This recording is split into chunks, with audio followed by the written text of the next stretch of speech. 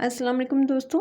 आज रेसिपी के इस किचन में आज एक ऐसा नाश्ता बन रहा है जो आप पूरे घर वालों के लिए बना सकते हैं बिना आप टाइम ज़ाया किए। इतना वेट करना पड़ता है आपको कि आप अलग से बनाएं जो है वो अंडा पराठा। वो लोग जो नहीं नाश्ता करते वो भी करेंगे इस लजीज से नाश्ते के बाद। तो आपने इसके लिए क्या करना है, सबसे पहले आपने ले लेना है, ये मैंने गेहूँ का आटा लिया है, 1 कप गेहूँ का आटा लिया, साथ में 1 कप ही मैंने मैदा लिया। दोनों को अच्छे से छान लिया। उसके बाद ही इसके अंदर ऐड किया है नमक। नमक इसके अंदर 1 टीस्पून छोटा चाय का चमचा इस्तेमाल कर लीजिएगा। उसके साथ ही इसके अंदर जाएगा घी।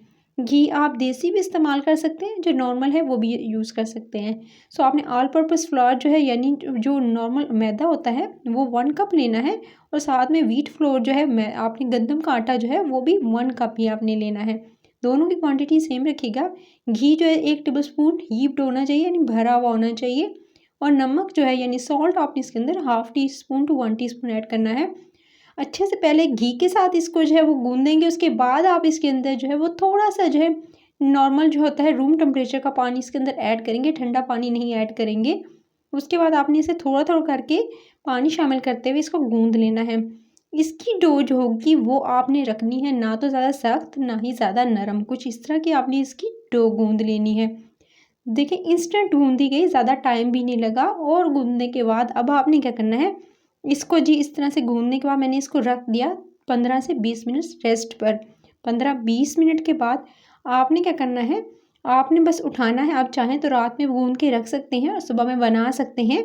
तो आपने इस तरह से बेल लेने हैं, इस तरह से इसके जो पेड़े बनाने हैं, और राउंड फॉर्म में इस तरह से इसके पेड़े बनाते जाएंगे। देखिए कितने सॉफ्ट स्पंजी से ये पेड़े बन रहे हैं, इतना सॉफ्ट आटा गूंदा गया है। उसके बाद इस तरह से पेड़े बनाकर अब आपने क्या करना है, इसको जी कवर करके कपड़े से रख देना है ताकि ये ड्राई ना हो। जब तक कि एक मसाला रेडी कर लेते हैं, फिलिंग जो मसाला जाएगा इसके अंदर 1 टेबलस्पून आपने ऑयल लेना है।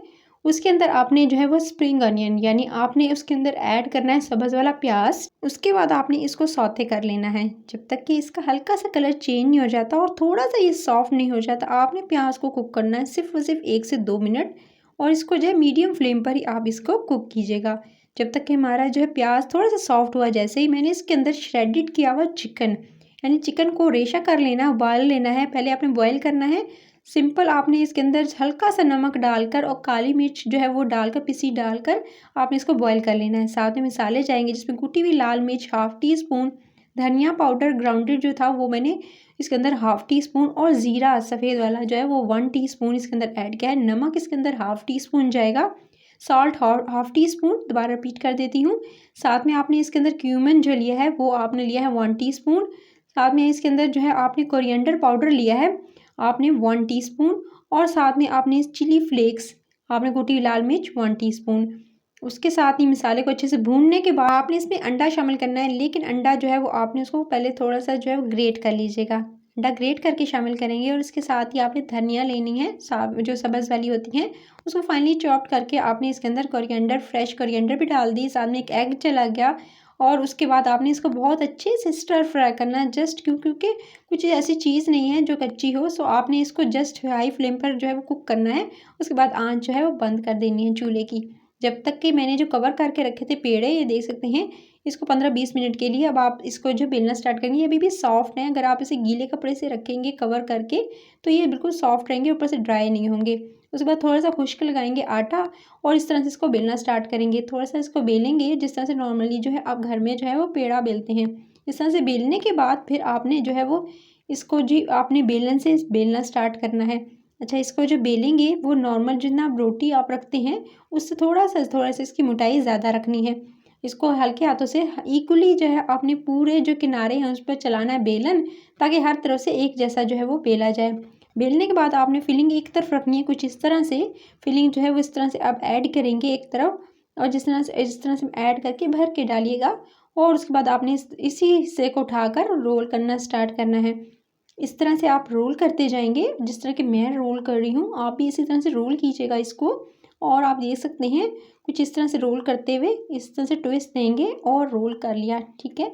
और जो नीचे वाली जो है लास्ट वाला हिस्सा है उसको आप जो है वो इस तरह से जो है वो फोल्ड करेंगे, और इस तरह से फोल्डिंग करते हुए इस तरह से अंदर की तरफ आप फोल्ड कर लीजिएगा। इस तरह से फोल्ड करना है आपने, और इसको जो लास्ट वाला पार्ट है उसको नीचे की तरफ यूँ प्रेस करते हुए आपने उसके बाद अच्छे से हाथों से प्रेस कर लेना है। ये हो गया एक पेड़ा रेडी। अच्छा, इस पेड़े को बनाकर फ़ौरन आप जो है वो बेलेंगे नहीं, इसको थोड़ी देर रेस्ट पे रख देंगे तो कुछ इस तरह से बना है ये पेड़ा। फिर नेक्स्ट भी इसी तरह से आपने डस्ट करना है आटा और उसके बाद आपने जो है मैदा और उसके बाद आपने बेलना स्टार्ट करना है। इस तरह से बेलते जाएँगे और थोड़ा मोटा बेलेंगे और बेलने के बाद ये देख सकते हैं इसके मैं बेल के आपको दिखा देती हूँ। कुछ इस तरह से बेलेंगे और इक्वली जो मैंने हर तरफ से एक जैसा ही बेला है और बेलने के बाद इसको इस तरह से आपने रखना है और जो उसके बाद जो है अब आप इस पे ऐड करेंगे फिलिंग। जैसे पहले पेड़े में ऐड की थी फिलिंग, कुछ इस तरह से ऐड करेंगे। एक साइड पे कीजिएगा, दरमियान में मत कीजिएगा। दरमियान में करेंगे फिर उस तरफ से आपको फोल्ड करके लाना पड़ेगा। सो आपने इस तरह से एक तरफ रखेंगे और इस तरह से इसको जी कवर करना स्टार्ट करेंगे। कवर करते हुए कुछ इस तरह से आप बेलते जाएंगे और बेलते बेलते इस तरह से अब आपने इसको लंबाई में इस तरह से रोल कर लेना है। इस तरह से आपने रोल करने के बाद फिर आप इसे ट्विस्ट देंगे इस तरह से अंदर की तरफ। इसको जी फोल्ड करना स्टार्ट करेंगे और इस तरह से इसको फोल्ड करते हुए लास्ट हिस्से को नीचे की तरफ करके प्रेस और इस तरह से पेड़े रेडी करके आप इसे कुछ देर रेस्ट पे रखेंगे और 5 मिनट के बाद फिर इसको बेलना स्टार्ट करेंगे। अच्छा, इसको हल्के हाथों से बेलना है ताकि फीलिंग बाहर ना आए। सो आपने जो हल्का हल्का बेलन चलाना है इस तरह से और इसको बेल लेना है। अच्छा, ज़्यादा नहीं बेलेंगे, बस इतनी ही आपने इसको बेलना है। बेलने के बाद आपने गर्म करना है पैन या आपने तवा और उस पर आपने इसको डाल देना है। उसके बाद अच्छे सेका जाए तो आपने 1 टेबल स्पून आपने घी जो है वो डालना है साइडों पर और इसको कुक होने देना है।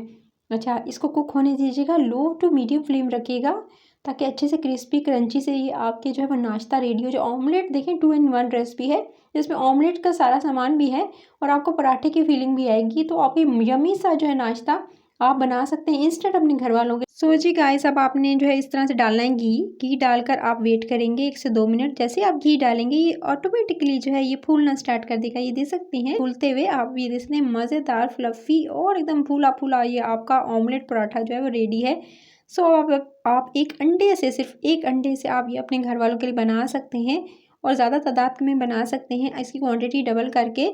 तो आपने इस तरह से ये देख सकते हैं फूला फूला पराठा रेडी है, यम्मी मज़ेदार सा। तो आप इसे चाय के साथ ज़रूर सर्व कीजिएगा, नाश्ते में ले सकते हैं, टी टाइम में इसको बना सकते हैं। तो आप जो है इसको ज़रूर ट्राई करना है, फीडबैक देना नहीं भूलना है गाइस। ये गरम गरम पराठे रेडी हैं आपके सामने। मैं ये सारे के सारे रेडी कर लिए हैं, इसी तरह से मैंने रेडी कर लिए थे और अब आप इसे जो है वो किसी भी चटनी के साथ और चाय के साथ एंजॉय कीजिएगा। चैनल को सब्सक्राइब, वीडियो को लाइक और शेयर ज़रूर कर लीजिएगा और अपना बहुत सारा ख्याल रखिएगा। कमेंट सेक्शन में कमेंट कीजिएगा, अपना ख्याल रखिएगा। Take care.